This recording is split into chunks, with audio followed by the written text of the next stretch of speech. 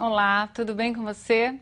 Vamos continuar hoje a falar sobre redação, especificamente sobre dissertação, que é o texto que você irá produzir no seu vestibular.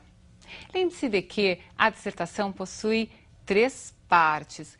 Trata-se de um texto formal, portanto, essas partes deverão estar presentes, até porque você vai construir um texto a partir de um raciocínio lógico. Então, qual é o raciocínio lógico? Apresentar uma ideia, defendê-la e depois fazer a conclusão de tudo aquilo que você expôs. Tudo bem?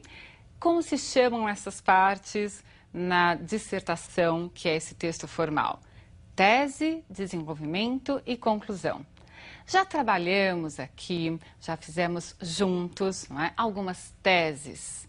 Nós já fizemos delimitação de tema. Não é? Então, nós lemos temas objetivos e temas subjetivos, conseguimos delimitar assuntos e criar as teses. Você se lembra disso? Você acompanhou essa aula?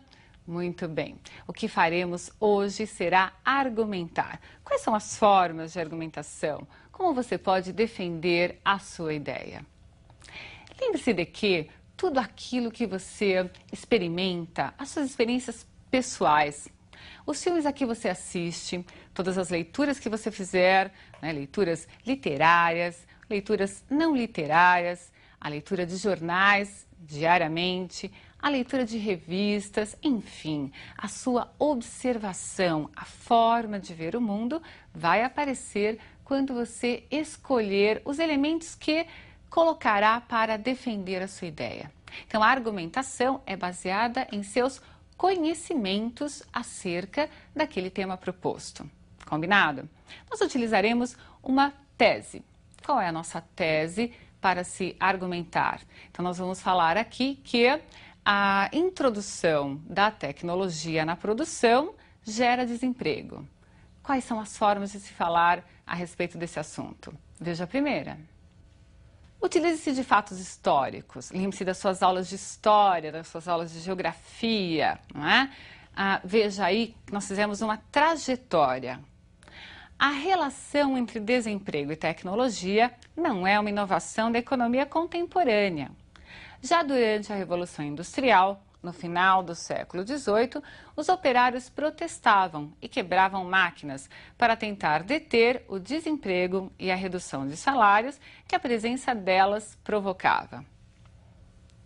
Com esse argumento, a ideia é dizer, veja, não é um problema atual, o desemprego que hoje existe há algum tempo e também pelo mesmo motivo. Qual é o motivo? A introdução das máquinas, da tecnologia na produção, na indústria.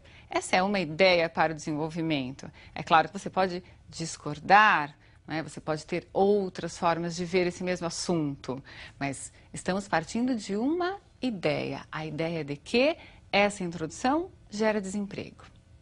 Vamos ver então outra forma de argumentar ainda sobre essa mesma tese. Veja lá. Utilize-se de dados estatísticos, né? Procure elementos atuais, informações talvez que você já tenha aí no seu arquivo pessoal, né? Nos quais haja a demonstração numérica da tese que você está defendendo. Então, olhe, observe. Uma análise dos dados sobre desemprego nas últimas 2 décadas mostra uma rápida substituição do trabalho humano por máquinas e equipamentos, cada vez mais presentes nas fábricas.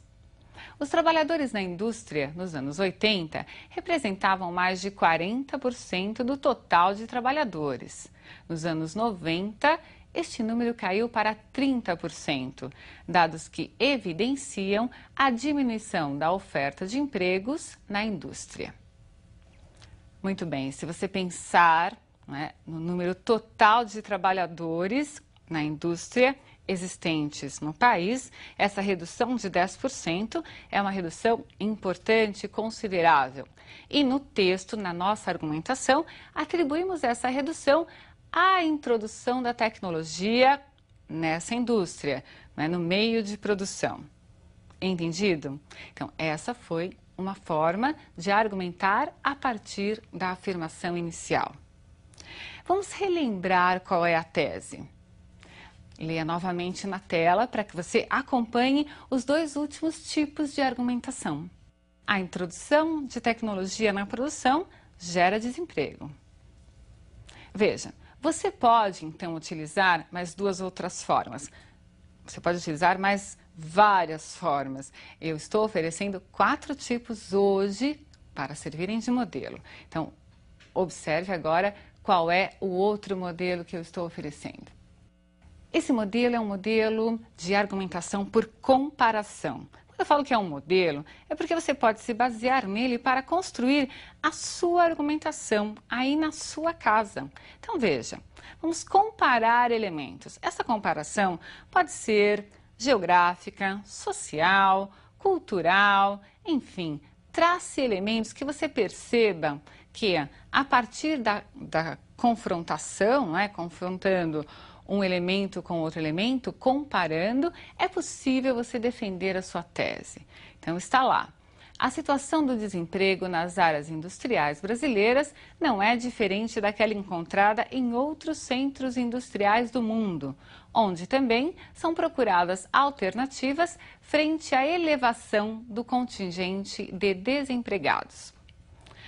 Observem que a ideia é dizer não é um problema local, é possível estendê-lo para outras regiões, outros países. Então, essa é uma comparação que justifica a tese. A última forma que vou apresentar para você de argumentação é a refutação.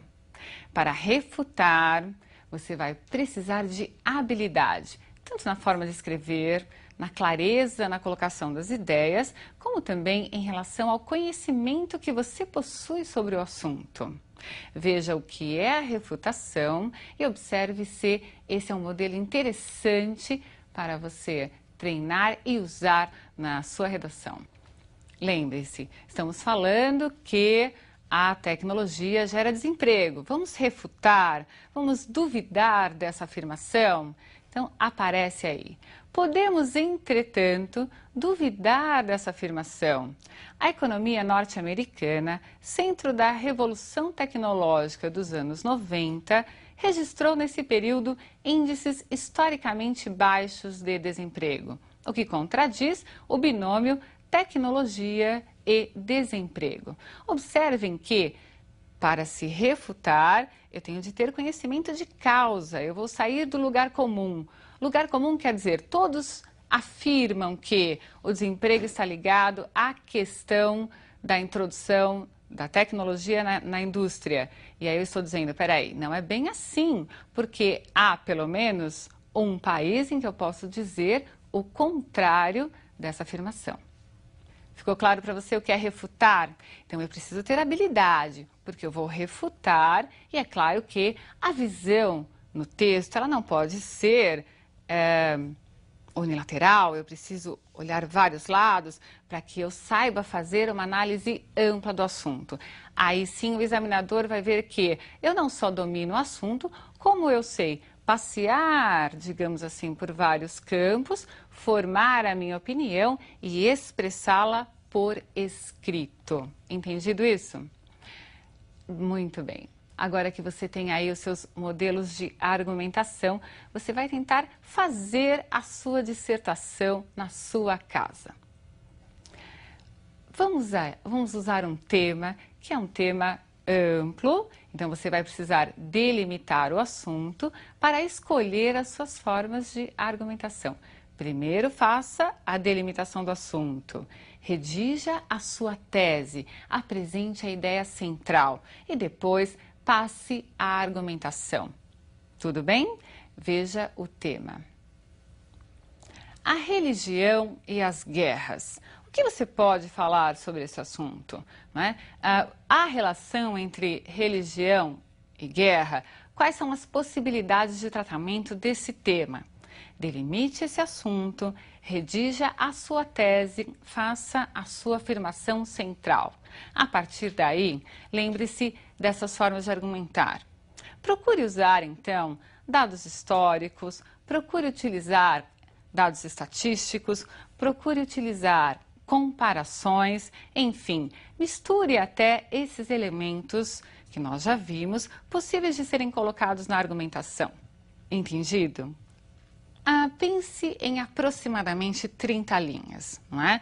Você vai precisar manter a chamada coesão textual. Mesmo que resolva colocar todos esses tipos de argumentação no mesmo texto, apenas será possível se você mantiver a ligação entre os parágrafos e as ideias expostas. O seu texto é uma unidade. Ele deve aparecer para o leitor como uma única ideia desenvolvida, não é? Então, se é uma unidade, você tem de ligar os parágrafos. Combinado? Muito bem. Veja que o seu texto também deve ser impessoal. O tratamento ao tema é impessoal. Não faça do seu texto nunca uma bandeira doutrinária, ideológica, porque não é essa a questão, não é isso que se quer de você no vestibular. O que se quer é ver qual é a sua habilidade para tratar dos temas e qual é a linguagem que você utiliza. Você conhece bem a língua portuguesa? Você é claro na exposição de ideias? Você é prolixo, quer dizer, fala muito com pouco conteúdo? Você é sintético demais? Muito bem. Você vai mostrar isso para o examinador. E para conseguir um bom resultado, só é possível consegui-lo treinando, não é? Treine. Redija ao menos uma redação por semana, no mínimo. Quanto mais você treinar, melhor será o seu resultado. Combinado? Espero você então na próxima aula. Um grande abraço.